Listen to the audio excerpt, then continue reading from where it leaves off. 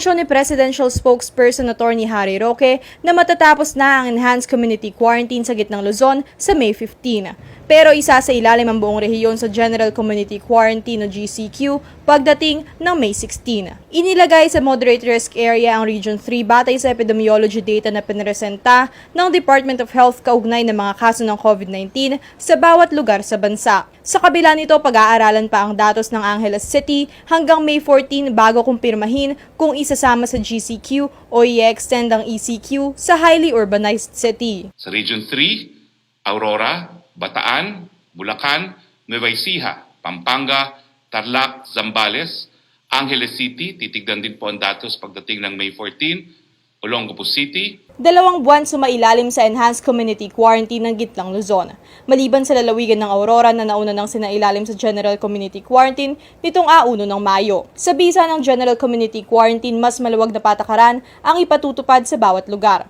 Maaari nang lumabas ng bahay para magtrabaho ang mga manggagawa at maaari nang maging operational ang ilang kumpanya. Pero magpapatuloy ang pagpapatupad ng health and safety protocols para maiwasan ng komunidad ang COVID-19. Sa guidelines na binaba ng IATF nitong Abril patungkol sa GCQ, magiging fully operational na ang mga government office pero maaari pa ring magpatupad ng flexible work arrangement batay sa nilabas na guidelines ng Civil Service Commission. Operational na rin ang mga nasa industriya ng agrikultura, food, retail, logistics, telecommunications at media. Alternative work arrangement naman para sa mining and manufacturing, repair at export businesses. Papayagan ng 50% workforce na pumasok sa mga negosyong may kinalaman sa financial service, BPO at legal service. Maaari nang magbukas sa mga mall at shopping center pero mananatiling nakasara ang mga leisure businesses sa loob nito. Maging entertainment businesses kagaya ng hotels, amusement park at pasugalan ay mananatiling sarado sa ilalim ng GCQ.